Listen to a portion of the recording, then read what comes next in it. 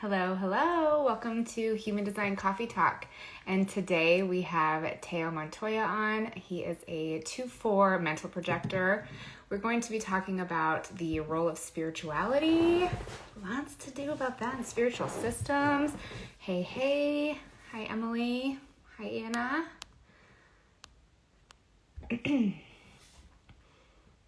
Hello, hello, everybody. Thanks for joining us. I'm so effing excited too. Let's see here. Hello, everybody. Looks like Teo's going to join us before Teresa, and Teresa will hop on shortly. Hello, hello. I have another request here. There we go. Hello. Hi, how's it going? Good. How are you? I'm great. Thanks for joining us today. Teresa's about to hop on. I just saw her on here. Yeah. Yeah, I'm so excited. Y'all, I, I was like, at some point I was like, oh, I got to send a photo in. And then you guys had the whole thing written up and an idea for it. And I was like, yes, that's exactly what I want. I hate when I have to do interviews and people are like, well, what do you want to talk about? What are the things you want? I'm just like, just get me talking and I'll talk about something, you know? That's exactly it. When I talk to Teresa, I'm like, well, what, he's just so fascinating. The way that he talks about so many different things on different levels. And I'm like, oh my gosh, I just want to get him on and start talking. So Yeah, perfect. I appreciated that. And I think it's been fun watching you all interview other folks in human design and just like honoring their design in the interview. I'm just like, Oh, yes, it's so cool to see. It's fun. Yeah. yeah. It was kind of funny when we had our first manifester on. We were like, but nope, she took care of it. It was fine. She Yeah. led the show. That's great. Yeah, now we just know that we're just going to let them talk the whole time and we don't have to do anything. Teresa, what color tank top are you wearing? Gray? Oh, okay. Oh, did it look green? Do we do it again? I was like, no. I need to go find my tank now. Get in uniform. So as everybody's jumping in, if you guys have any questions, there is a Q&A box at the bottom of the screen. I believe it looks like a little bubble with a question mark in it. You can drop your question in there because sometimes if they go through the comments too quickly, sometimes comments freeze. So feel free to hop on in there. All right, all right. Teresa, is there anything buzzing at the top of your head? You got any? I know that you were really excited for this as well. I have been really excited for this. I'm just taking in Teo's chart for a moment, just seeing if anything comes through. I love it. I would love to know, we ask everybody this on here, how were you introduced to human design? Yeah. I was in my last year of college in 2013 and I met my friend was like, I have this old woman who's moving to Hawaii and needs help. And they're like, she's paying 20 an hour, come help us pack her house up.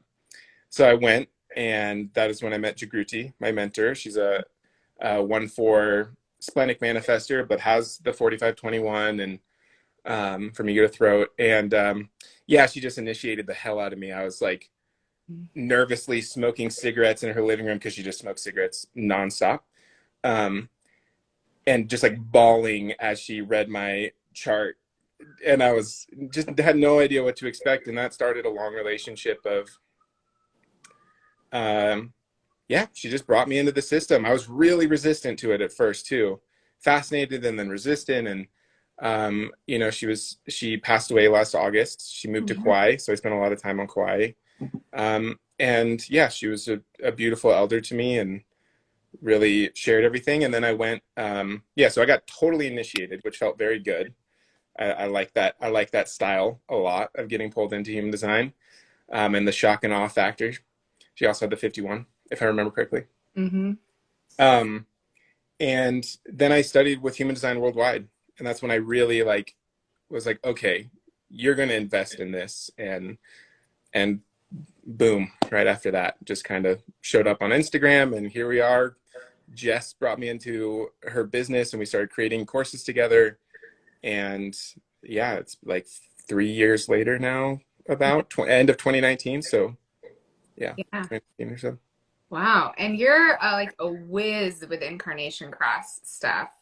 So anybody who is like further along and living in their, experiment and ask me about incarnation cross, I send them right to your page.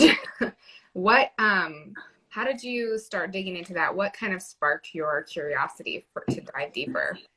I think I've always been oriented around the questions of like purpose and meaning.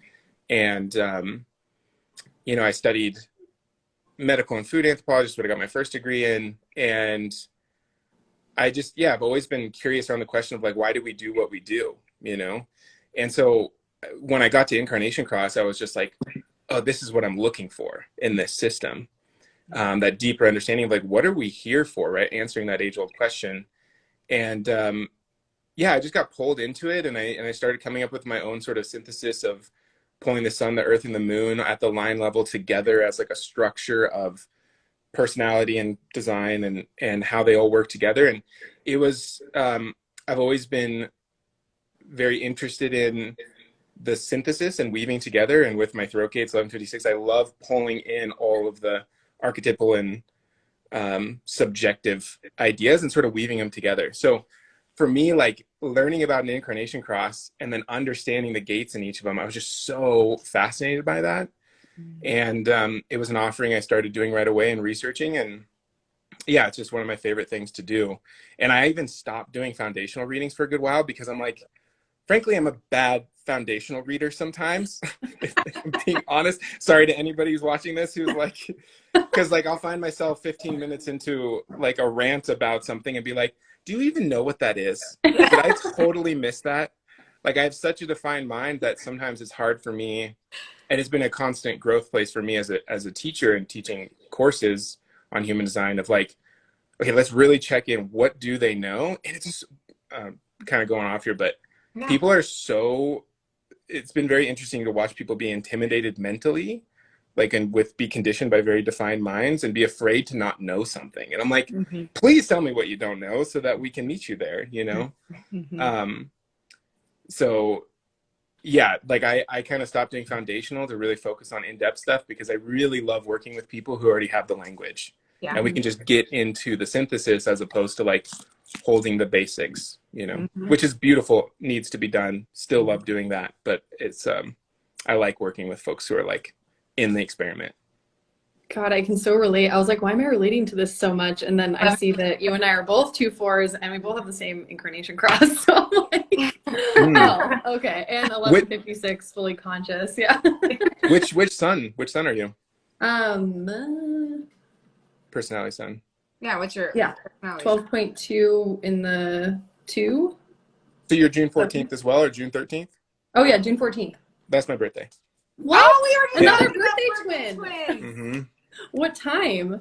9:57 p.m. At night or AM? Okay, yeah. So I was born in the night, so no wonder. So I'm like, our charts are very different, obviously. And Donald Trump's. Yeah, I always say that because I just think it's funny that he's also on the Cross of Eden, which makes sense. Your chart, it does, what actually. year? What year? 91 is when I was born. Oh, okay. Yeah, we're different years. I was 89, so. Fascinating. No wonder I felt such a resonance with you. I'm like, I'm so drawn to him. I love my writing across of Edens. Like, it's so funny. The people, the crosses around the Eden, so rulership on the left side, and then the vessel of love on the right side. They're just like those people fall into my life constantly. Same. And it's just those three, the 45, the 12, and the what is it the 46? No, I think it's the 10 right after that. I'm forgetting what's in the second quarter there.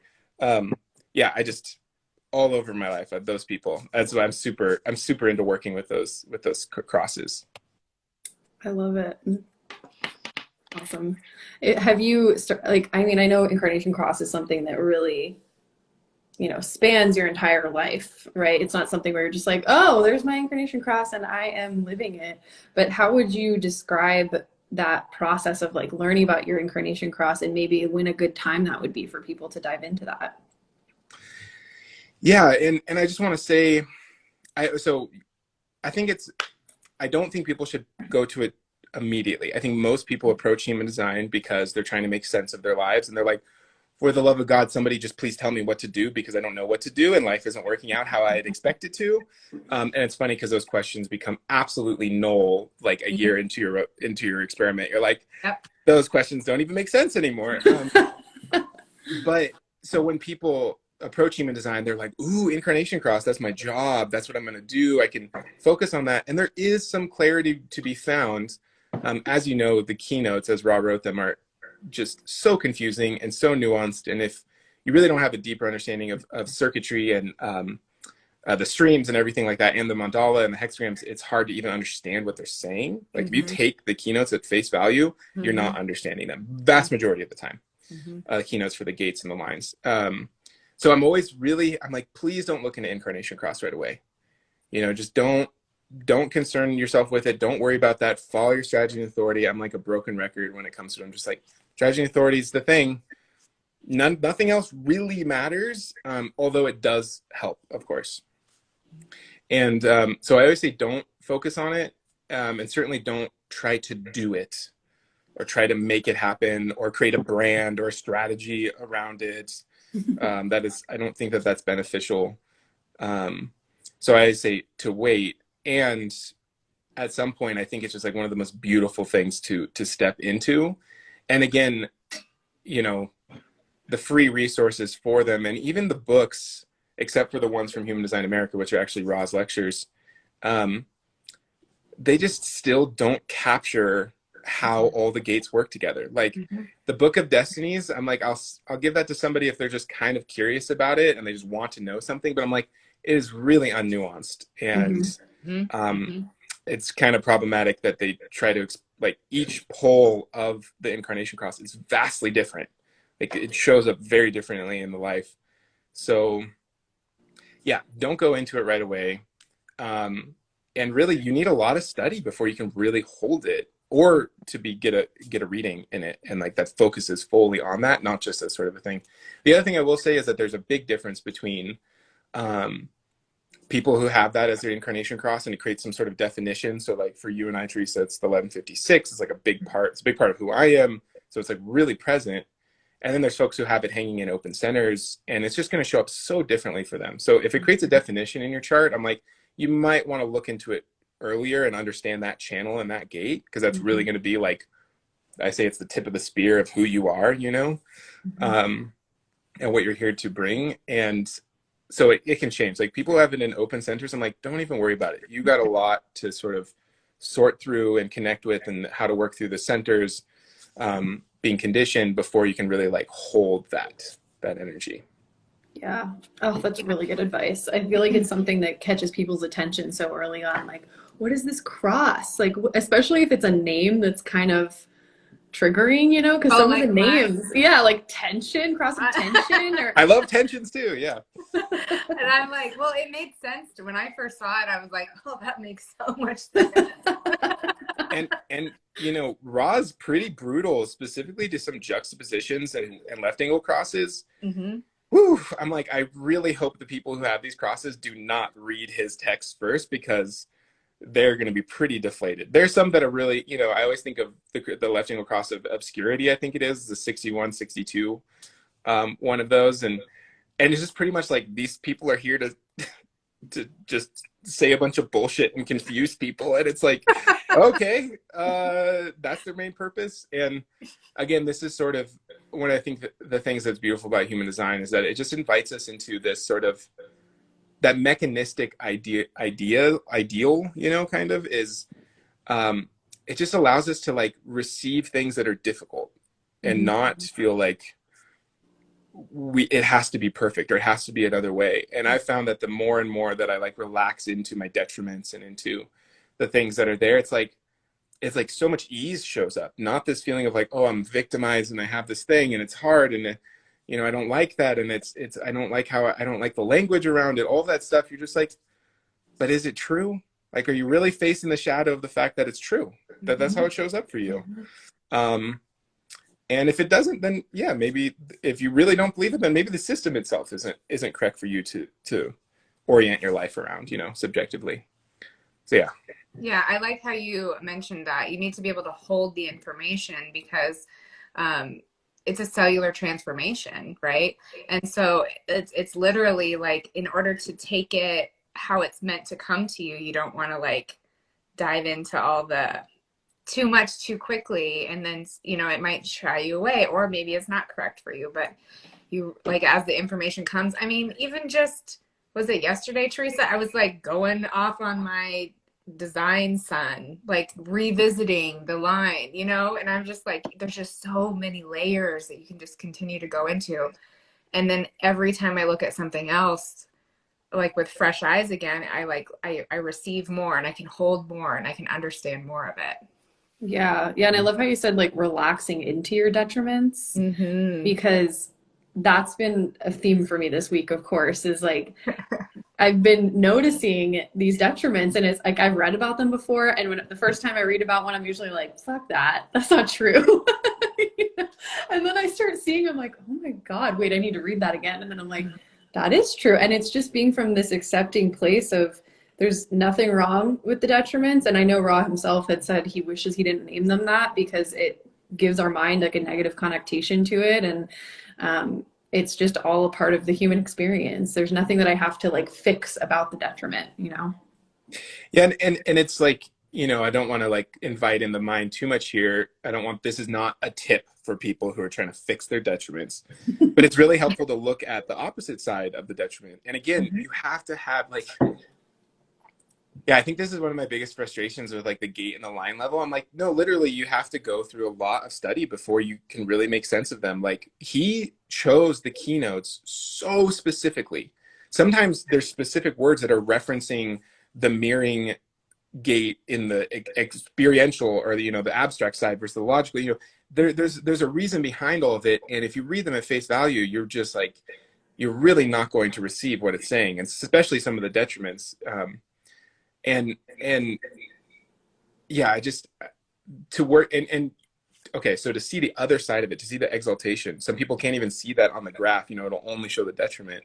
Mm-hmm. It's so important to understand the exaltation of it too, to see what that energy is actually about. Mm-hmm. And that's been a big one for me, is that like I look at the exaltation as sort of like, okay, well, this is how it's supposed to show up, and I don't want to like invite in a gaming of it, but like there is these times of like, okay, how can I receive support here, or what am I trying, how am I trying to force this through, and just being Mm-hmm. the question of it. Because yeah, I have a 62.6 in detriment and a 1.6 in detriment, or 1.6, and I hate them. I'm like, Yeah.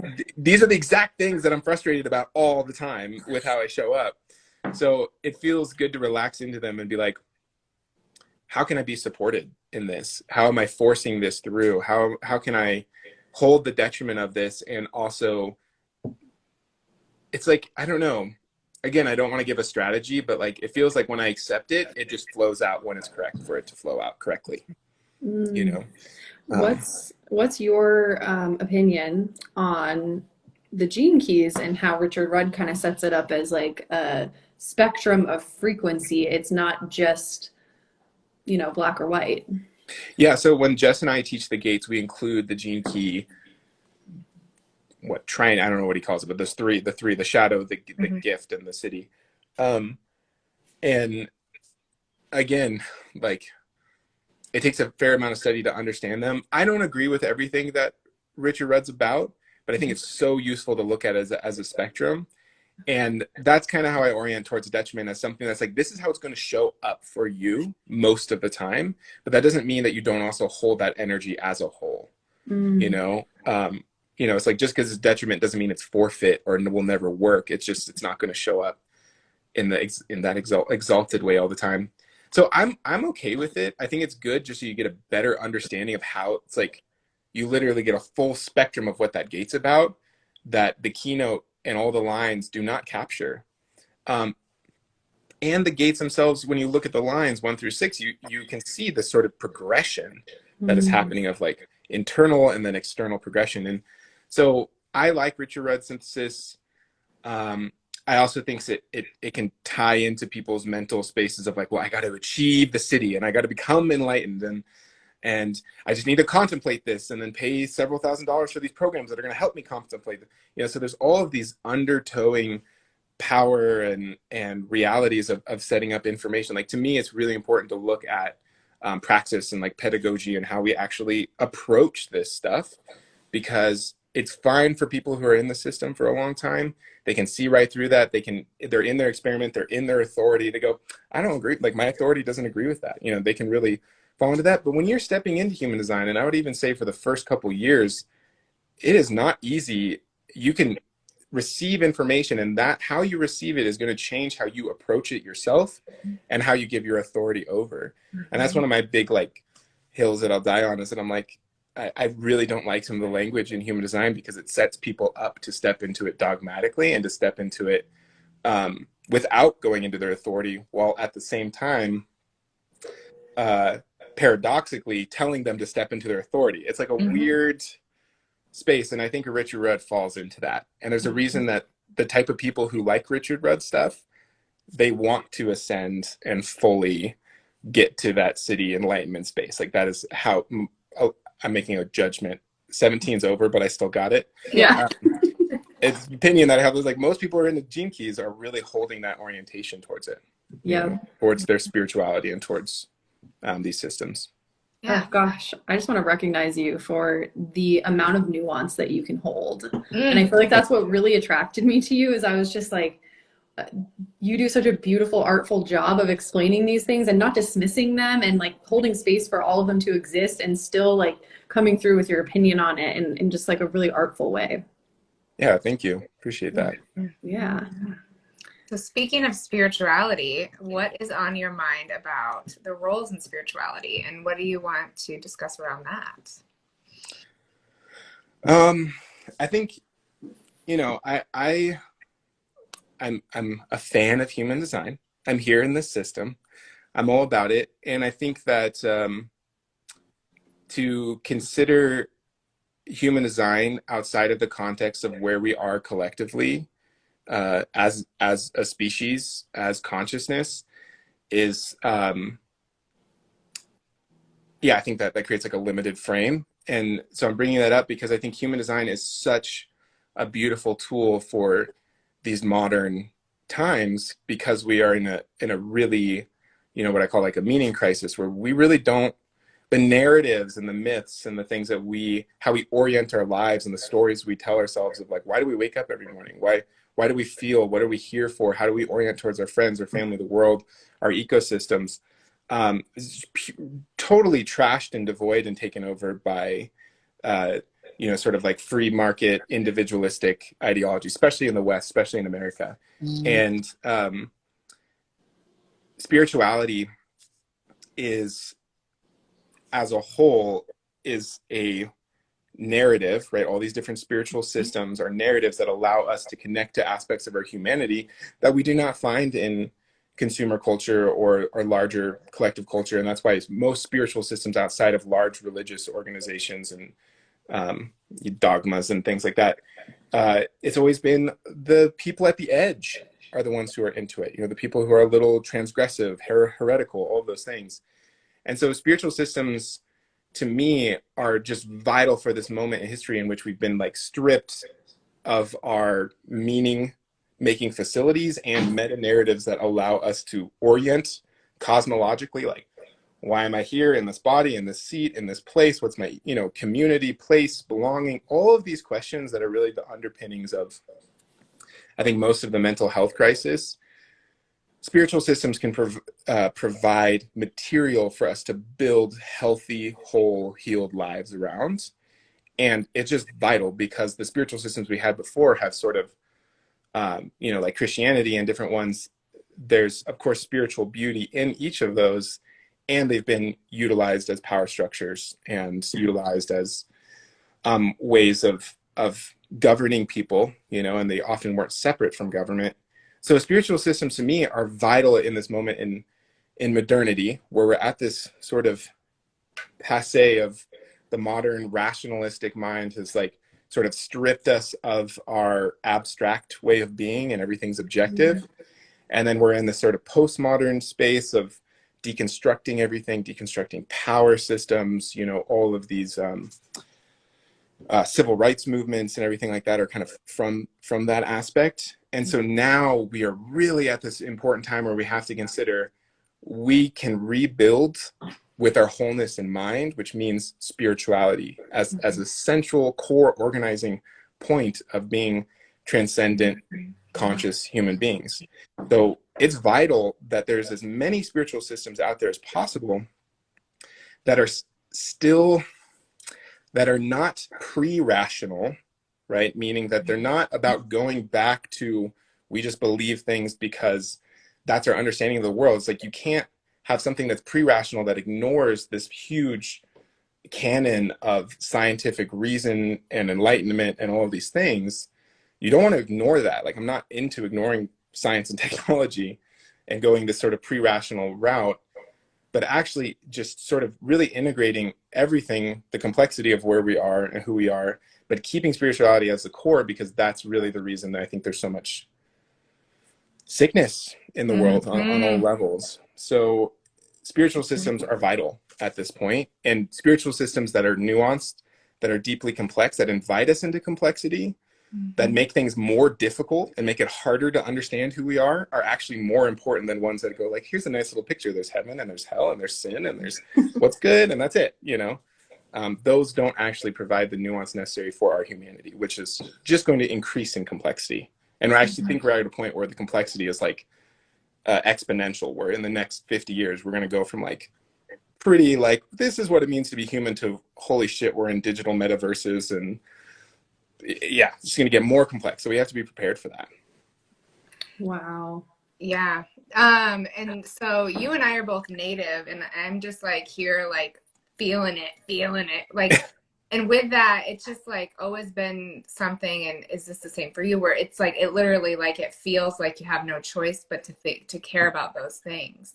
Like it's in our blood, you know, it was in our families, grown up with it, you know, and so to live in a world where that is sometimes dismissed, it's like coming back to it and having this balance with the two, this, you know, technological metaverse that we're going into, and this really solid spiritual core and grounding and healing. It's like we're looking at it, it's like, let's get back down there, because that's where we can start to fix the things so that this can do the thing that it needs to do. Oh, yeah. I feel it. That like just feels so grounding for me to even hear, and just to there's something about it. I love what you said about how we actually need the difficult systems, like, because it, again, it's taking something that is so incredibly complex and trying to simplify it can actually be doing a disservice to the human experience as a whole. And that's why and I want to come back to what you said, Brandy. There's like a lot. That was totally. dope, and that was really good. Yeah, we go on tangents. We love but that's why I love human design, because to me, it's an extremely complex archetypal system that has an underlying logic of the 64 hexagrams, and which I think is just like, the hexagrams to me are like one of the most brilliant collections of archetypal knowing that humanity has ever created. So I think it's just so powerful in themselves of this way. So human design is this extremely complex system, but has an underlying logic of the hexagram structure and the way the circuitry and everything moves. And to me, it's like a complexity training program. It's like when you really get in there and you start thinking about things and you start having an understanding of the world through the lens of human design, through the different circuitries, through the different hexagrams, through all of these connections, you suddenly find that you become more nimble at connecting archetypal understanding. And archetypal meaning like these conglomerates of human experience and consciousness overall. So like you start going like, oh, I see this war happening here, and I see it's tied to this, and I see it's tied to here. So it's actually inviting us into, when we read transits, when we're pulling 1949 is here and 4323 is here, and there's a hanging gate here, and this planet is there. We're taking a bunch of different archetypal ideas, the lines, the gates, the channels, the circuits, all that stuff, and we're trying to weave it together. And if you become proficient at synthesis in that way, keynoting is what it's called sometimes in like IHDS world, you are literally building the skill of tying together complexity, right? So human design, to me, that's why I'm so interested in it. I'm not interested in it to have a conversation about whether or not neutrinos are real and whether or not these things are happening. To me, that is completely missing the point. That is trying to apply the rational modernist sensibility to human design and completely missing the beauty of human design and focusing on that, trying to force that through and going, that's not the question. The question is, how does it subjectively make us better humans and understand ourselves better, understand the world better, and be prepared for the complexity of our humanity? And that's why it's a vital system at this time to me. Mm-hmm. And astrology also has this complexity, but it's actually becoming more complex, which I really like. I love people bringing in asteroids and um, queering it a bit as well, like changing moving, working with genders, and in it sort of the traditional way of using it, and you see it also expanding to hold the complexity of being modern humans. Mm-mm-mm. So good. Snaps. But Brandy, I wanted to come back and just ask you what your tribal affiliation is. Oh, well, it's Cherokee, but I'm not just the, hey, I'm a little Cherokee. Yeah, you're like, So I'm it's like, enrolled. I yeah, come in. I'm enrolled. My grandparents are native. My family lives down by the res. Mm-hmm. So, yeah, but it's always been, that's always been something that's just been at the core of who I am. And I can feel it. Like when these things are happening around the world, it like pumps my blood because I can feel the connection, you know? And when I was younger, I was just kind of, I was taught about that stuff, but not to the degree that I wish. I was only with my grandparents during the summers. and, and now I'm like, I see how everything is connected. And I'm just like, you know how we could heal a bunch of this stuff. And it's kind of difficult, but it's also like, I'm here for it. Obviously I'm here to do what I have to do. Yeah, yeah. Thanks for sharing. I like to ask that. It's hard to, in my experience, it's hard to claim that identity in these spaces. There's a lot of there's just a lot of stuff to navigate, and I'm pretty white passing, so Same. there's even more to navigate there, Mm-hmm. on both sides of it. And I'm also firmly connected to. I'm so thankful for being mixed and for having both. And to Mm-hmm. me, bridging is like a sort of built into me. Like I'm like, I have to hold the complexity of being both, having the blood of the colonizer and the colonized within Yeah. me. So that to me is sort of like a birthright of stepping into Mm-hmm. holding both. And how do we do this? How do we, Mm-hmm. because I can't hate myself and I'm Mm-hmm. both. Mm-hmm. So I have to at some point step beyond projections and blame and yeah, all the stuff that's often in the narratives between the others, us fighting, that sort of violence that happens. And so I just wanted to bring that up. So, um, and I guess I'll say for me, this is the biggest problem I see in all spiritual systems is a lack of connection to land, and Yes. lack of connection to Yeah. earth. And human Mm-hmm. design is not. Mm-hmm. It has the same problem. Mm-hmm. And the sort of colonist mentality where we live in a colonial world uh, doesn't see land as a place to which we belong so Mm-hmm. completely.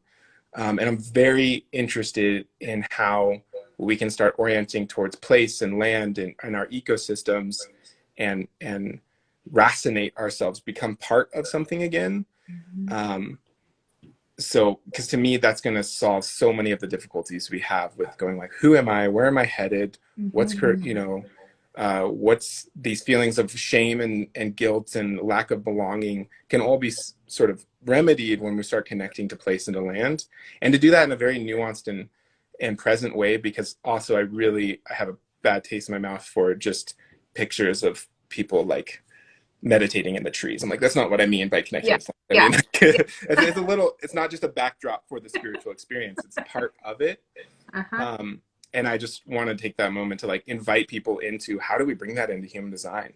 Like I'm often thinking about the lower penta and living in the body and these ways that we connect with the different forms and just like how, yeah, I'm very interested in sort of a neo-animist way of considering spiritual systems like astrology and Mm-hmm. human design. Well, even with in human design, right, our authority for most of us lives in our body. to connect to our body. Having a connection to the earth helps our connection to our body. I know that's something that all three of us are passionate about, like the body. And so even being that bridge to like, you want to get to know your authority, connect, go put your feet on the ground and, Hmm. you know, go in nature and just experience yourself in nature and experience what that feels like. And then you have like this frequency anchor of that homeness. And then you want to take care of that thing that makes you feel like home. And it's just kind of this chain reaction.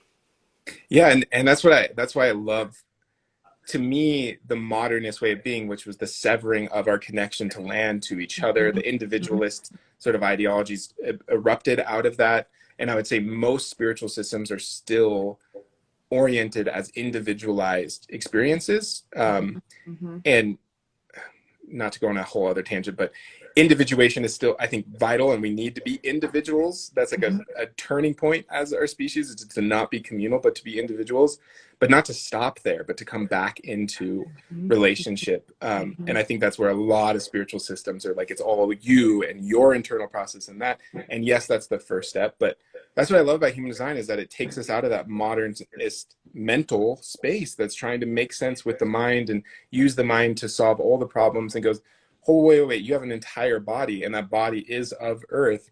And the only being that is available to the body to hold it purely as it is, without any expectation, without any projection, without anything, any shame, any guilt, is the earth. Right? That's the only place on this planet that we can exist and have no preconceptions of what we should be, should act like, and at the same time be completely honored in our essence as we are. And Mm-hmm. that to me is like a big miss, that we constantly seek that outside of ourselves, acceptance outside of ourselves. And some of Bill Plotkin's work, he talks about connecting to the South, which is about this deep indigenous being that we have, where we belong purely as we are, as individuated people. We don't compromise. And to me, that's like where I really want to start taking human design, is like out of, again, this sort of individualist, I got problems that need to be fixed and I got to be myself. Beautiful. First step. Great. Individuate. That's the number one thing. Fully on the young train of individuation. Mm-hmm. And what comes after that. Right. Mm-hmm. And so I actually really am excited for the era in which I think in the next 10 years, we're going to see sort of like post human design thought and theory and integration, starting to consider things, have a deeper understanding of the system, to use it abstractly, to not be confined by the system itself, but to start using its pieces in an abstract way to inform other ways of being on the world outside of just strategy and authority. Is that what you're going to be speaking on with critical human design? Yeah, I think critical human design is mainly just a way to stir in the like reality that the language is dogmatic. Oh, yeah. So I really just want to agitate that. I want to be Mm-hmm. like, hey, can we stop orienting towards human design as a rational? It's like, it's so hard, right? This is the difficulties. It's hard for me to even say, because I'm trying to invite in an oscillation between rational and irrational, objective and subjective, and be in that oscillation, which means being in a paradox, which means having the capacity nervous system wise to even hold that. And for some of us, we don't. To Mm-hmm. not have an answer to something directly, oh, it sends our whole nervous systems into a freak out, right? Some open head stuff for sure, and defined head stuff, just ajna stuff in general. Um, and so with critical human design, I'm really just like, I don't want to talk about the cosmology of it. Or if we do talk about that, let's talk about it as it is. It's a myth. That's Mm-hmm. what it is. And that doesn't mean it's a bad thing. That Right. doesn't mean it should be forgotten. That's mental. That's Western sort of modernist thinking of like, well, if it's a myth, then it's not true and it's bullshit. And I was like, no, we live myths. We're subjective beings. Mm-hmm. And but like the correlation between DNA and the 64 hexagram, I'm like, yeah, there's fractal patterns everywhere. And I just am like, I don't want to have those discussions. Those to me are not the discussions that are needed. And so critical human design is really a way of being like, let's not worry about that. If you need certainty to step into the experiment, you need a reason that you have the personality and the design crystals, and that's there. To me, it's an archetypal language It helps us understand who we are. It gives us and invites us into the complexity of who we are. It gives us a narrative for moving through the world as our type through our strategy and authority. It helps us understand ourselves. And at the end of the day, I can still hold, it might be completely made up and there might not be any truth to it. But the reality is that it supported me. It helped me make sense of the world. It did its job as a cosmology, and cosmologies are always myths and they're always objective understandings of being human. And the ones that are really powerful also hold an objective truth underneath it, some sort of truth about being human, right? Completely subjective is just fantasy. It has no grounding in reality. So there's some core of human design that is deeply real. And I don't want to have an argument about whether or not all of it's real. I want to invite people into, let's be in the question. Let's use it. Let's commit to it. This does not mean, I also want to be very clear that I'm not about, like, sometimes I say, take what you like and leave what you don't. But at my core, I don't agree with that, because the magic of the system is in the logic of its structure, so that means that if you commit to this story for your life, the myth of human design, because it's a good one, stick with the structure of it, because that's what is going to open the door to deeper understanding of yourself and deeper complexity.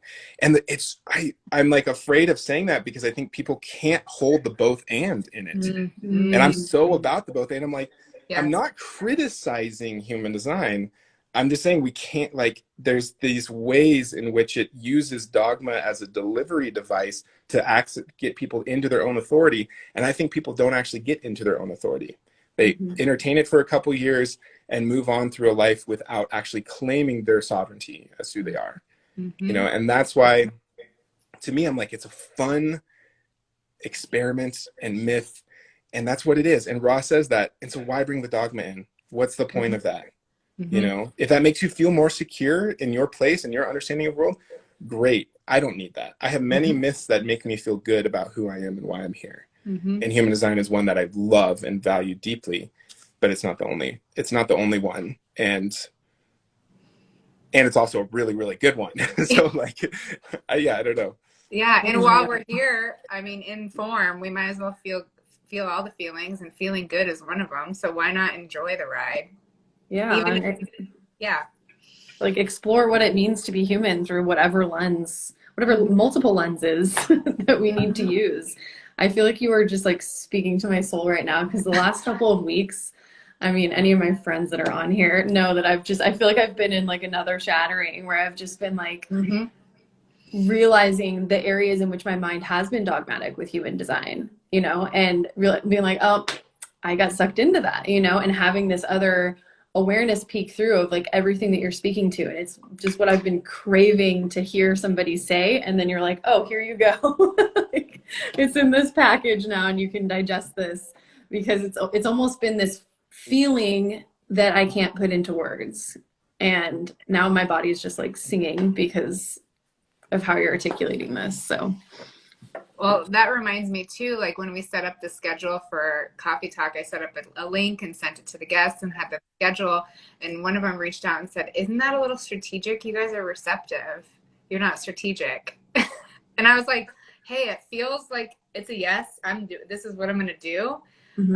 And so far it's all lined up in like the most perfect timing, like hearing the things people are like, oh, I needed to hear that this week. Usually we need to hear it that week. It's perfect.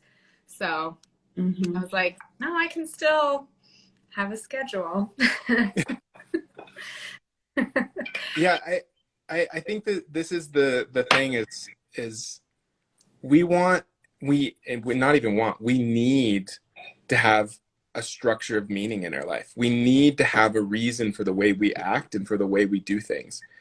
And I'm like, I hold a lot of grief for how many people are navigating life with very limited narratives about how to be human and how to feel their fullness and be in their body and be in connection and love and all of these different things. And when I see people just grasp too tightly to things, I see that as a reaction of like, my soul has wanted something that validates me being human for so fucking long, and now I found it, and I'm not going to let it go. I'm not going to let it go. I don't even want to be tested on it. and I'm going to create a solid brick wall that goes, anything outside of that is just bullshit. It's seven centered. It's whatever it is. Right.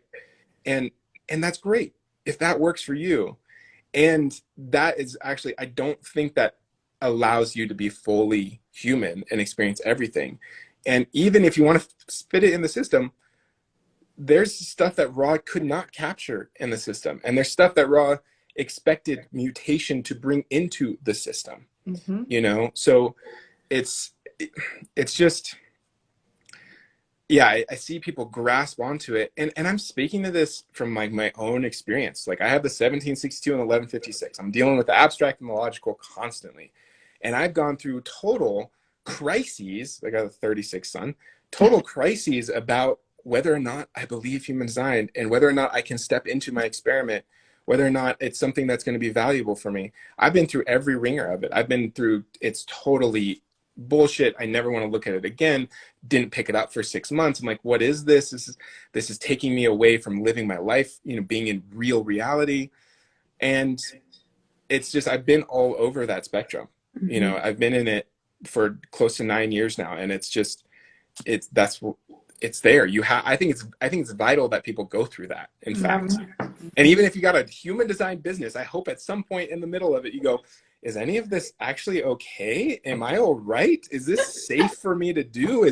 Am I helping other people or am I deluding them? Like, please entertain those questions. Oh my If God. you're standing there on your like throne and being like, I know all and everything's here, I'm like, well, you have some deconditioning to do. You know, that's what's going on.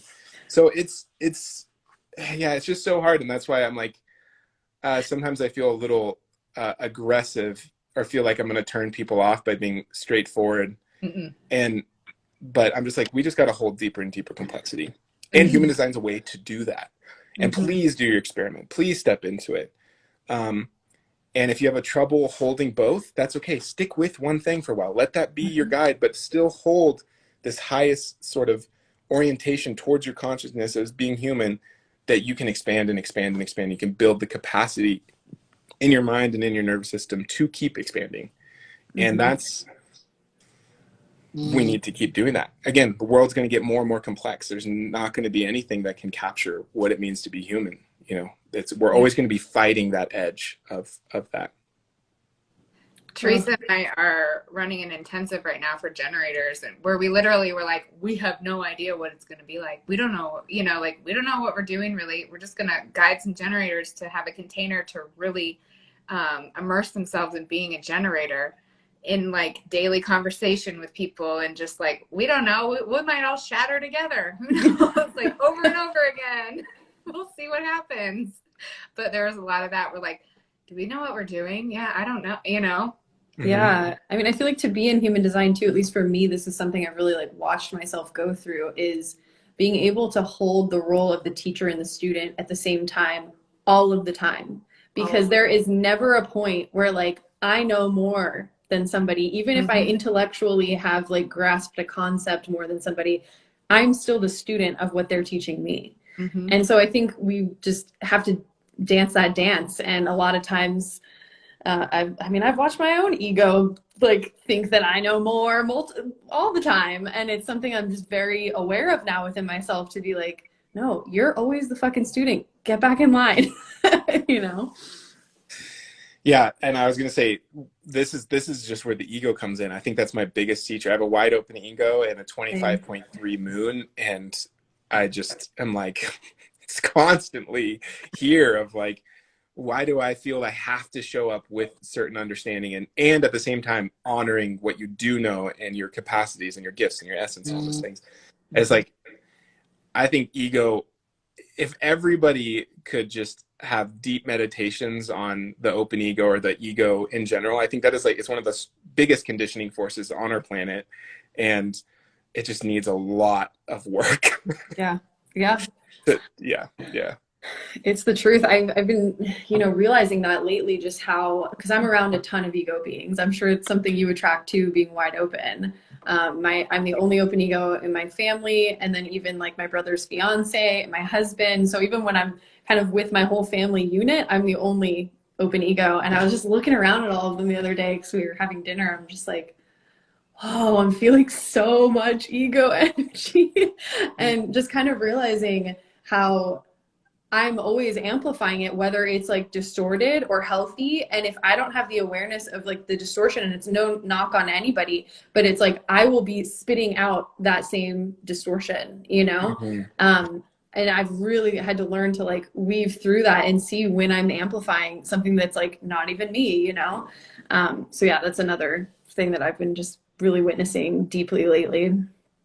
Yeah, I've like really in the last maybe year or two, I've just been like so thankful for my strategy, which is no strategy, or authority, sorry, is like no authority or environmental authority, and even the talking it out thing, and it's just become like, t- yeah, like I find myself even now like sitting here going like I'm definitely trying to prove what my ideas are here for, and at the same time, it's like that's all I'm here to do. Is that I really have been falling into this sort of like I'm just a fruit of an environment. Mm-hmm. That's all I am here to be, and to be a loud one at that, to say a lot about the experience of being in the environment and have a bunch of opinions and ideas and stories about it, and this is where I just want to invite in here too, like I'm such a fan of sort of shocking people and sending them into a little crisis of like, you're not going to avoid the conditioning field. Mm-hmm. Like, you're not going to get out of it. Again, this is sort of that purity thinking that's here from puritanical ideas of like, well, if I'm just deconditioned, then all my centers will be pure and just pure light and angels will fly through and I'll ascend to the fifth dimension. And it's just like, we you're just going to be conditioned. That's what it's about. But it's about having a root in who you are that you can come back to time and time again and receive nutrient from that. And Mhm. that's what's here. But we're here to be conditioned. We can't avoid it. And so when I think about people like, oh, you're being egotistical, I was like, well, yeah, maybe that's because what's here right now. I'm being conditioned to do that, and that's also me. So it's Mm-hmm. just this weird little play. I just wanted to bring that in. That Yeah. it's just it's just fun to watch. Like we really aren't as free from it as we want to be, Mm-mm. and some of us even less so, and that's not even a bad thing all the time. Mm-hmm. Like it's, I don't know, hopefully that's making sense, but it's a little Yeah. contradictory for sure. Yeah, I mean, it all is, right? It's all contradictory. It's like, it's called the process of deconditioning, but then it's like that implies that there's a finish line and that we're There's working towards something. When, yeah, I feel like I've had these periods of time where I've released a former identity that was maybe a part of me that did not feel, it's like was just no longer in alignment. But I like the point how you're like, and it's still me though. Like it's like even though the conditioning is coming through me and presenting itself, like it's still my expression of it. And so I kind of like to think about it more as just like that part of me morphing and kind of sloughing off, but like still honoring that part of me and not having like, I don't know, judgment towards that part of myself even.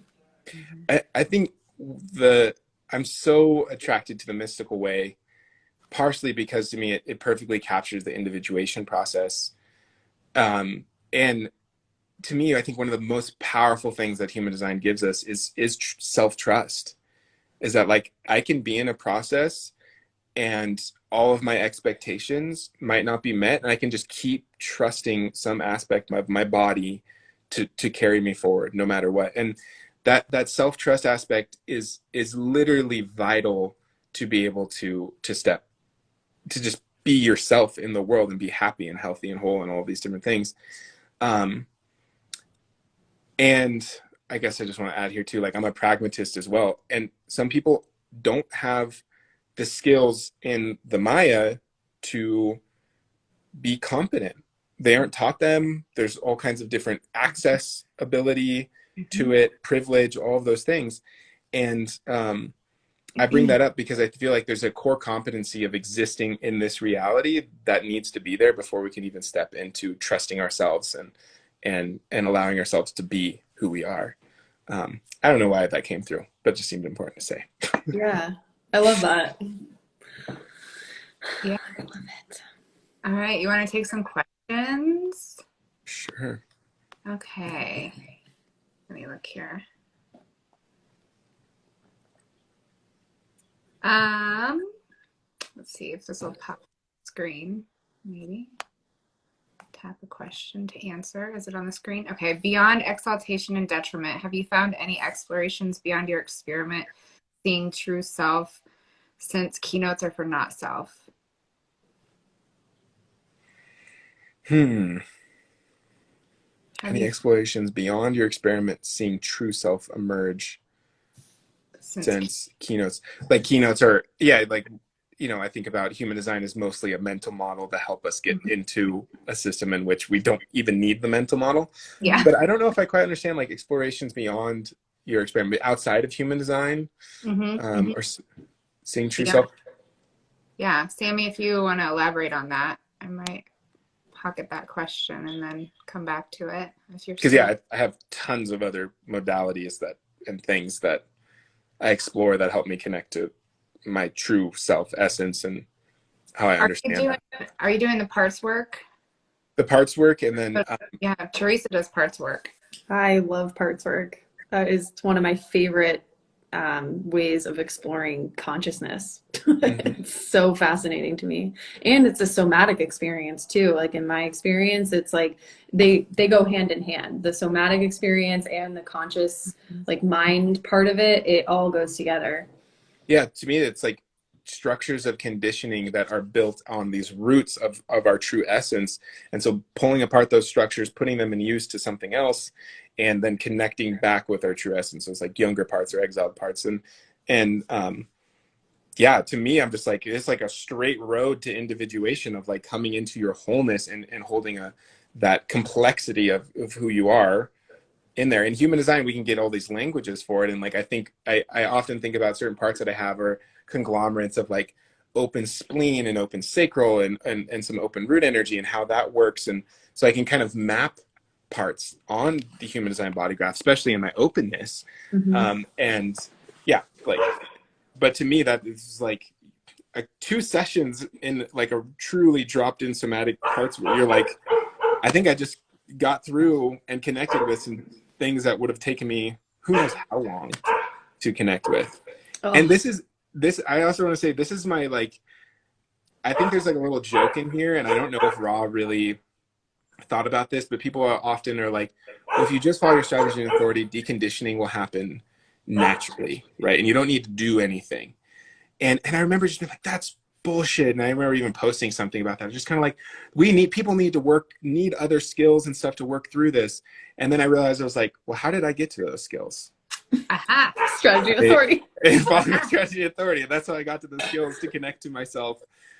So anyway, just wanted Uh-huh. Yeah. Brandy and I talk about that all the time Yeah. because it's like it doesn't mean that it's strategy and authority like you're just gonna sit here and like decondition just by like being, which maybe that is correct for some people, right? But at least in my personal experience, it's I've responded to systems and other modalities and other ways of conceptualizing that have really helped me throughout this process. Mhm. Yeah, and it's just that human design core of being connected to yourself beyond the mental space. Yeah. Before I would collect those models and those systems like I was building a library or something, Same. because Yes. that's what my mind wants to do. And it wasn't until human design that I actually was like, which ones am I even invited into? Like Mm. what ones even want me? They want my essence in them. And I'm being invited to bring that. And that's a very big shift from just like, I'll find anything I can find to make me feel better. I'll do it all, you know. Yeah. Mm-hmm. Mm-hmm. Mm-hmm. Yep. Same with like, how can I help other people and be a resource to other people? And I would collect, and then enter human design. I'm like, oh, or no, that's a no, that's a no. And then I can really like immerse myself in them. And I'm Yeah, I mean, actually, it becomes like a truly somatic experience to feel like what a no feels like in your body, which when I yeah. look at myself before, I can see how many times I was overriding the no and being like, mind, yes, let's do it. But my body was like, what the fuck are you doing? And so you have this clear contrast going forward, which takes time too. It takes time. I'm still learning to feel that contrast. It's like there's times where I make decisions where I'm like, I'm emotional. I don't know. I'm never really 100%. So there's always that percentage of like, I made the wrong decision. Well, this is what I love to invite emotionals into. I'm like, our bodies are not safe. We're raised to, our bodies aren't safe. It's not safe to be in our bodies. It's not safe to be in our emotions. It's not safe to be our true express self. You know, I think of the three model um, uh, sort of circles of safety of like, our needs, right? So we have belonging, we have identity, and we have, oh God, what's the other one? Just like physical, right? Mm-hmm.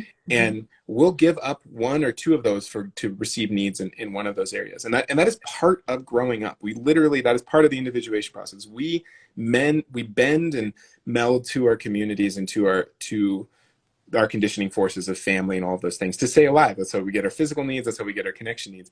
At some point, our individuality needs have to come forward, right? And sometimes we give up this, and you know, it's scary to do that. So I just bring all that up because we have to like, we're part of the process to be conditioned in a way, at least at this time in history. And we are not in our bodies. It's not safe to be our full express self. So when I talk to emotional people, I'm like, please don't turn it into a mental game. Mm-hmm. Just make mistakes. Please, like, make an emotional decision. Especially, I always say, if you got a 34-20 and you're emotionally defined, please don't even listen to the emotional authority for a while. Just do things in the moment and go, man, I regret that. That did not work out for me. I was way emotional when I made that decision. You know, start small. Maybe don't do that on like big things like moving across the country or something. But to me, I'm like, please don't turn the strategy and authority into a mental game when you have no connection to your body and no connection to the experience of being emotional or being, even knowing what those are. And I think a lot of people enter into human design and very normally they have no connection to their body.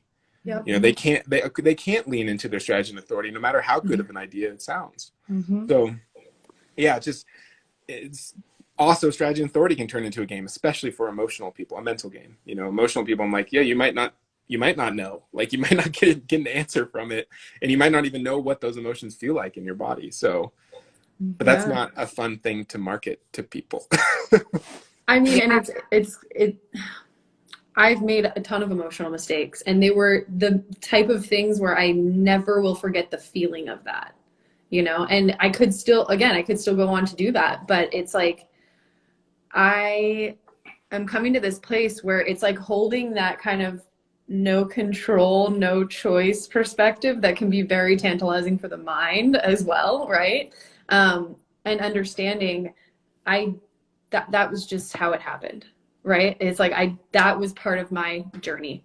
That was part of my trajectory. And so it, like, gamifying it and making it this whole thing of like, how good can I follow my strategy and authority? You know, and I went through that mental trip where I was like, I have to do it perfectly. It Mhm. just, it F's you up even more, in my opinion. Yeah. And so many people, like, when they're introduced to human design and we're like, just follow your strategy and authority, and they're like, I'm not safe in my body. Mm-hmm. You know, where's the bridge? Yeah. That's what Teresa and I are really passionate about, is connecting with the body. And then you can settle in. Then you can trust it. Because then people are like, I don't know if I can trust choosing the orange juice over the milk. My body, I think it wants the orange juice, but last time it made me sick. And, you know, like, people get up in their heads, and it's like they're like, I want to follow my strategy and authority to, like, to have, like, and I'm speaking about generators just because I talk to them mostly in our courses, but it's like, I want to respond to this big thing. And I'm like, well, hey, you got to try your body. You have to trust your body to respond to the little things, like choosing mint or cinnamon toothpaste. Like, what are you responding to? Are you even responding to brushing your teeth right now? You know, so many things. The body, we talk about the body so much in human design, but there's no layer of, like, are you safe in your body? Mm-hmm. Well, and that's where, I mean, when we think about somatics as a sort of school and Peter Levine's work Mm-hmm. and everything, that wasn't around when Ra showed No, up. He Nope. was like revolutionary in going like, the body holds awareness. Yeah. That was like a crazy idea. Before that, we were just like walking amygdalas, and you know, that's all we could be, you know. And so yeah, he was like revolutionary in that way, but then also just has none of the nuance of that language of yeah, somatics. And yeah, for me, I'm like, if you are not, yeah, if you can't actually, it's, yeah, there's like reasons you're not, there's a good reason you're not in your body, right? It's Yeah. there for a reason, is to keep you safe. Yep. Mhm. And if you're not in your body, you can't follow your strategy and authority. That's why, like, I tell projectors, you know, you tell them like, oh, follow satisfaction and pleasure and fulfillment. And they're like, great. And they have a lot of ideas about what that looks like. I'm like, do you even know what you like to drink in the morning? I Right. say, like, you need to go to pleasure rehab. You need to start as small as possible. What's your favorite place to sit in your house? What's your favorite food? What's your Mm-hmm. favorite place to get breakfast on a free Saturday morning? And Mm-hmm. just, what does that feel like in your body? Be present, be fulfilled. If you're in survival mode, if you're Mm-hmm. worried about making the bills get paid, and you're trying to listen to your strategy and authority, oh, you know, maybe it'll work for you, but you're not going to be in your body. You're going to spinning around up here going, it's probably a good idea that I do something that I think is nice on paper and that I might enjoy on paper, but is it truly what I want? And Mm-hmm. that is just that's a place where we just don't talk about enough. And at the same time, I'd rather have people stumbling in and just trying to understand themselves, period, than have this big wall of, like, frankly, scary stuff to confront at first. So I've been stuck on both sides of that, because at one point I was like, human design is the most untrauma sensitive Informed. approach ever. It's just like, forget everything, you know, it's just really negative. And then there's a point where I was like, you know, if anybody receives any language that helps them connect to themselves, Mm-hmm. it's a blessing, Yeah. because we don't have that, you know. Mm-hmm. But it is, there's that little limitation. That's why I'm really curious. Like, I love giving readings, but my next step is like integrating parts work, integrating somatics, and doing coaching with people long term, so that you don't just send them off and go, you're a generator, good luck deconditioning. But you're Mm-hmm. like, yeah, we got to work through traumatic experiences that you were holding, so you can even be in your body, so you can even know what pleasure feels like, so you can step into your experiment. And I Mhm. think that's going to be the next wave of, you know, people. They're not withheld in the sort of dogmatic human design approach. They're holistic. They're trying to meet people in their complexity. They're not, this is one way. It's like, yes, it's a scaffolding human design for how we can show up and support ourselves, but we're going to be really nuanced in its approach and take the time.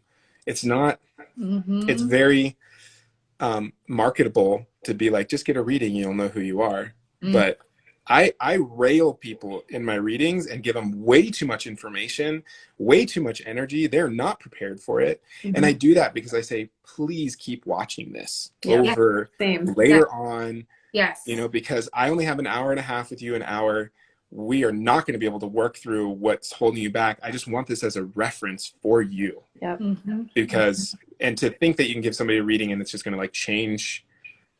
Yeah. Mm-hmm. Anyway, I'm going Yeah. down, but yeah, there's sure. Yeah. So speaking of the body, we're our Generate Intensive. We have a chat group where we're all talking to each other every day. And today I gave them something to respond to, and I was like, just lay on the floor and take some deep belly breaths and see what you respond to in your body, and let me know what happens from there. I'm not going to prompt you anymore. Like, it's just like they're probably like, what? I'm in here to lay on the floor, but like that type of stuff. Like, get, you know, just start connecting, just start feeling from that point.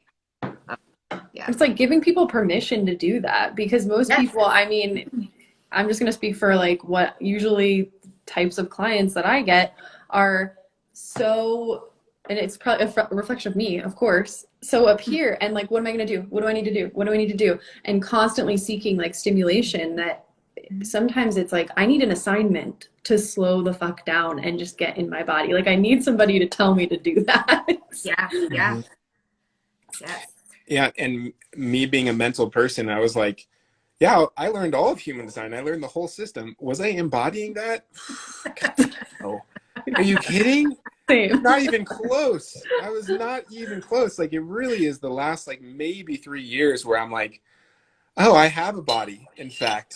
Yeah. And I tell everybody else, this is like the joke of being an outer authority. It's just like, yeah, I'll tell everybody else what to do, but what am I doing for myself? I need like a team of 30 specialists to even be like, I think I have, like, I think my stomach's tight right now. You know, like, it's like not even there.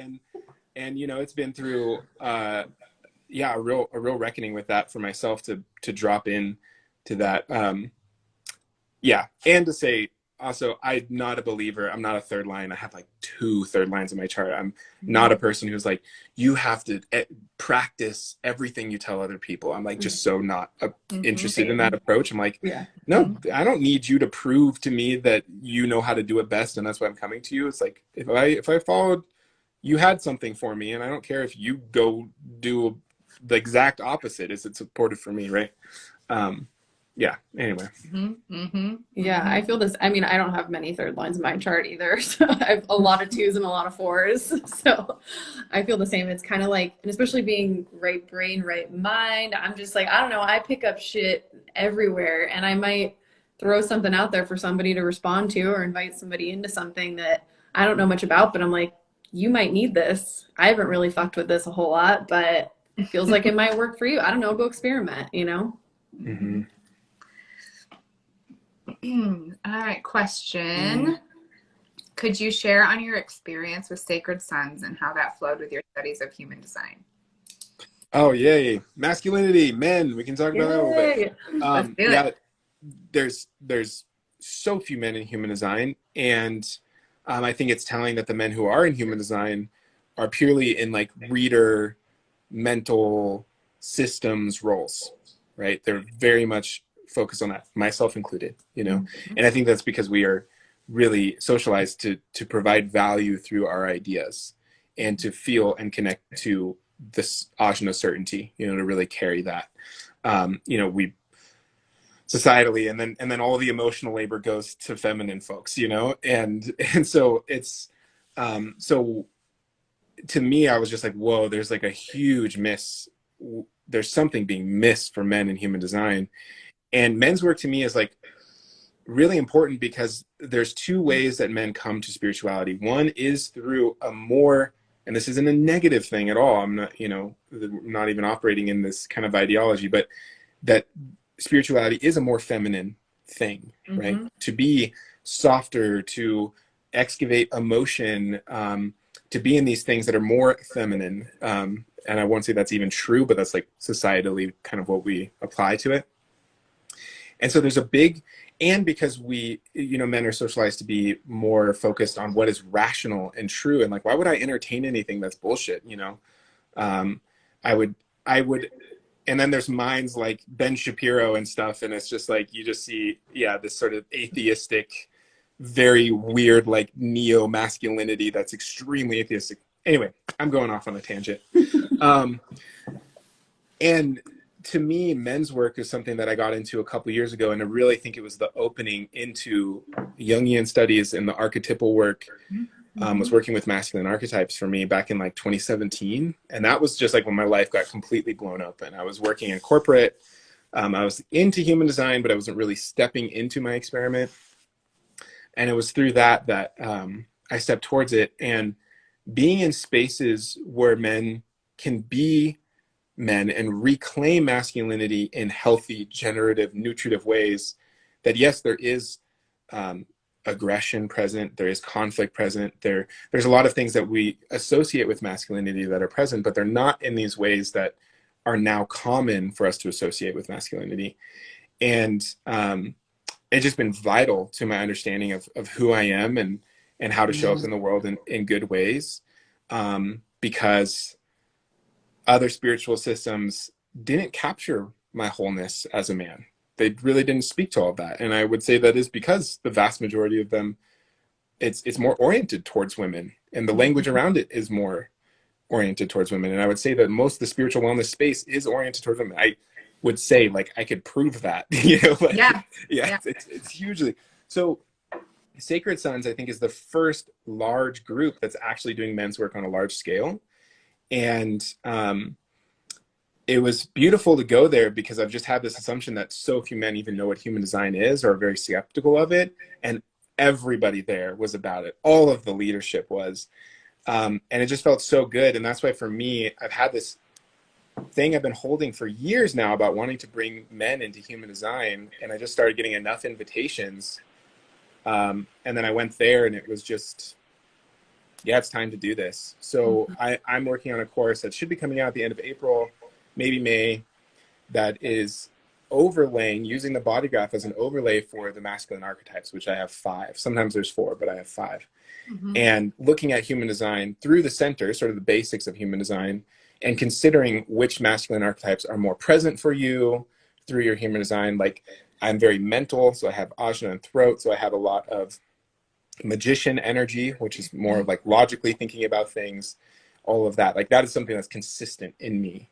And I would say in the masculine archetypes, that is one that I'm very connected to, and needed a lot more rounding out in the other in the other archetypes to bring that in. So yeah, my experience with Sacred Sons is just that we need men's work in a huge way. The narratives, the myths, the communities for men to claim their masculinity in healthy ways and to balance and to actually like repair all of the damage and to sort of balance things out is just absolutely vital. And I think there's a huge stepping up of the feminine in the collective and showing up to the world and demanding justice and all of these things. And the answer to that is to also have masculinity step up to that, Mm-hmm. not to subvert masculinity or to negate it, but to have it step up in balance in the same way, in different ways, but into the same caliber. And it's men have a huge amount of work to do that. Yes. So Yes. it's just My, needed. It's my like husband, meeting the feminine. yeah, meeting Yeah. them. My husband hosts a men's group every Monday. I can't wait for him to. I wish he was like right here. But he's a men's coach and dabbles in human design. And I'm going to let him know about your thing that you have coming up because he's also doing some men's specific coaching thing like No More Mr. Nice Guy or something. Mhm. It's about healthy masculinity. He's doing the coaching certification program for that. So, as well as his other one. But like it's huge how many and I actually was just having a conversation the other day with some women. They were like, at Inner Space, because I own a wellness center, they're like, your men's things are really good here. Like, you get a lot of attendance. They want to show up for themselves. What are you doing? And I was like, I stay out of it. I don't let what I think as a woman, what they need, my husband handles all of that. And it's not me thinking they need healed or what their wounds are and, trying to market towards their wounds. I was like, my husband handles it all. And they just all talk. They meet every Monday night. Sometimes it's upwards of 15 and they vary how many, like, I think there's like probably about 40 guys that rotate through and they do men's breath work beforehand and then they all do their men's group and I'm like it's just fantastic to see that type of stuff. Yeah, I think it's so needed. And, I'm starting this course and I think later this year I want to launch a community, and a big part of that will be men's groups Mm-hmm. and Mm-hmm. thinking about these plurality of spiritual systems in a complex way, like trying Yeah. to bring everything. So it's not going to be human design focused, but Yeah. human design is obviously a huge part of it. Because yeah, to me, it's just like it's just so needed. And again, like I know from my experience is that when I was raised, the only people I could be vulnerable with and actually explore what I was feeling, because we're all humans and we feel things and things are difficult, was with feminine folks. Mm-hmm. And it's wild how much of a 180 this has been for me, where I was constantly sort of relying on feminine people in my life to help me process and be with emotions and feel that I could be safe in my emotions. And now it's almost the opposite, where I built so much trust with men that I'm like, I want them to hold this for me, and I want to hold that for them because they're really going to understand where I'm coming from in this way, in a way that maybe feminine folks can't. And that to me is one of the biggest shifts. And to me, again, like the amount of emotional labor that feminine folks do to process for their partners. Often their partners are the only people they talk to. I think most of the men, a huge amount of men, know about human design through their partners. Yeah. And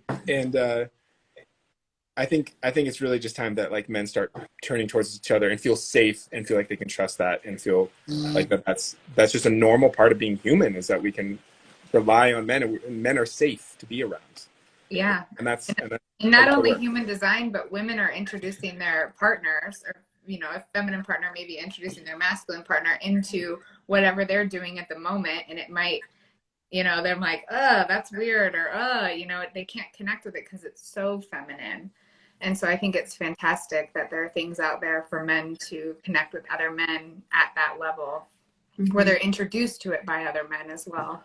Yeah. Yeah, I feel like it almost just like I try to introduce things to my husband all the time, and it's just kind of like, but anytime we've gone to Iowa and he's like hung out with Andy's men's group, and he went to Men's coffee, they yeah, go to he's coffee every but he went to Saturday. the Monday night thing last Oh time yeah, too. yeah, And it's like when he comes back, like I can feel a huge, it's like groundedness in him. And normally he's got an undefined root, so there's kind of like that anxious energy that I can feel from him. And like he just seems so chill.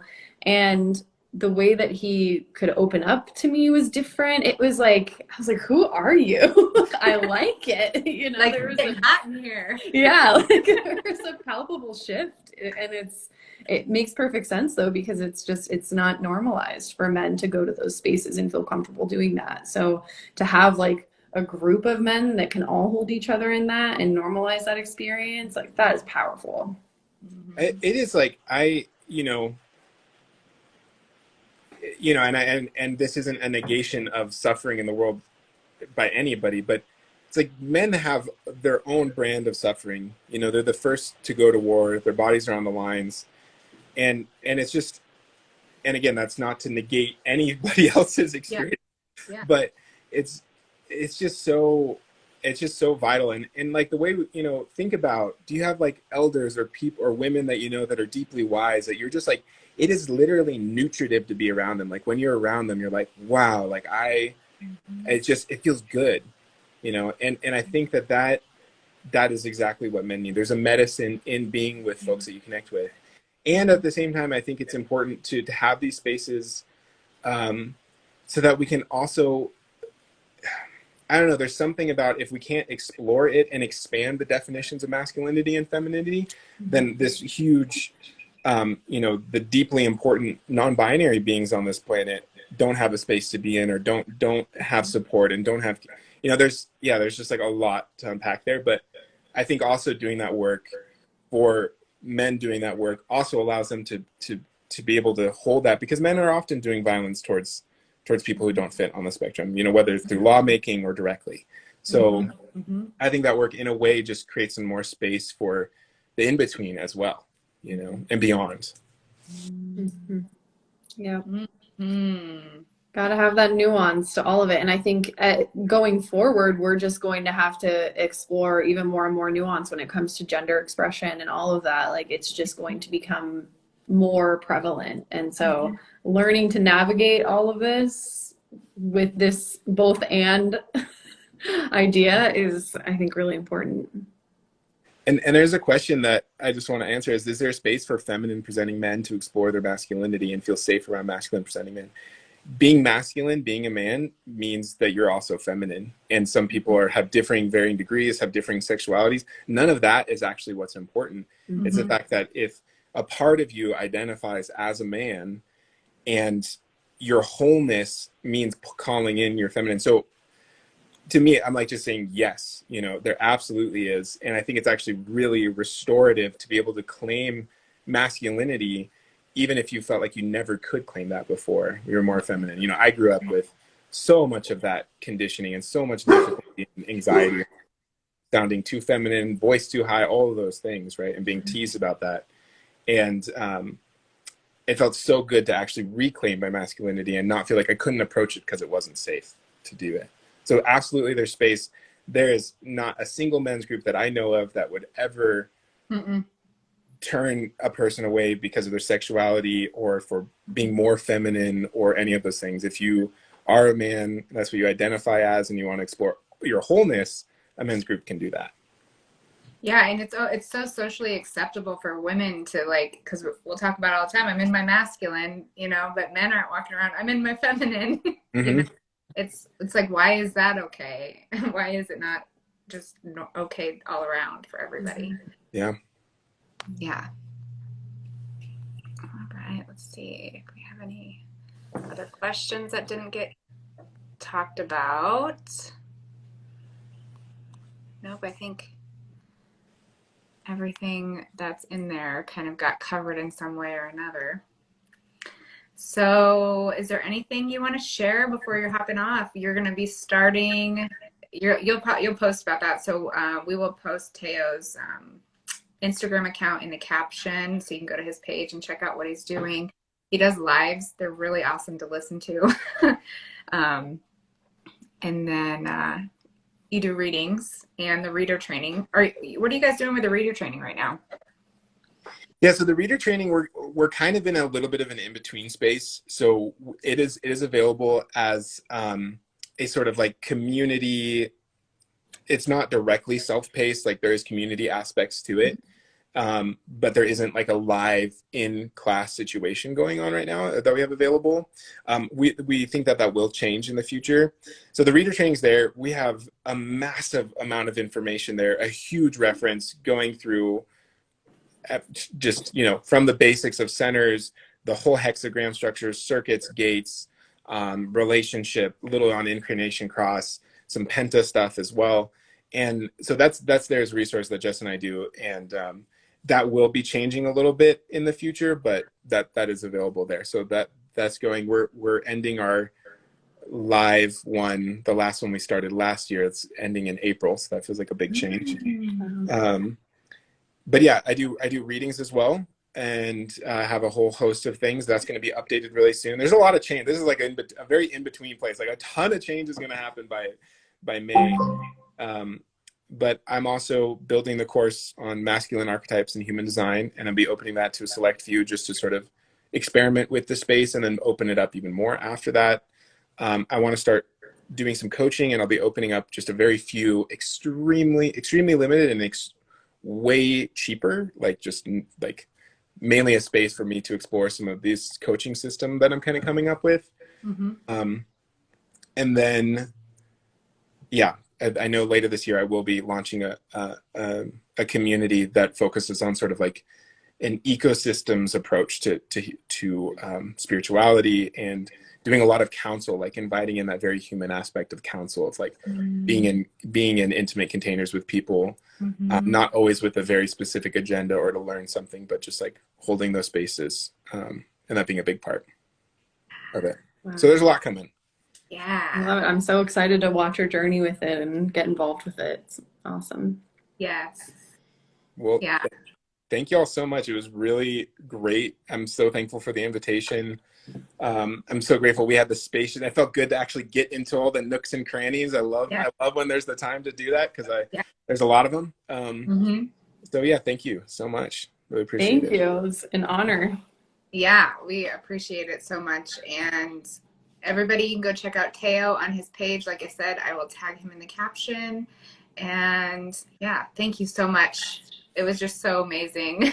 like we covered so much stuff I've been wanting to talk about for a long time. Yeah, and keep doing this. This is so awesome. I can't believe it's been amazing to see like Martin and Alok and all these people. Like, whatever you're doing to get in contact with them, keep it up. This is amazing. We're just following a strategy and authority. Just following strategy. That's Brandy's fourth line personality. My second line is like, what? Leave me alone. I guess I'll be here. Oh, you two fours. All right. Bye, Teo. Bye, everybody. Bye now.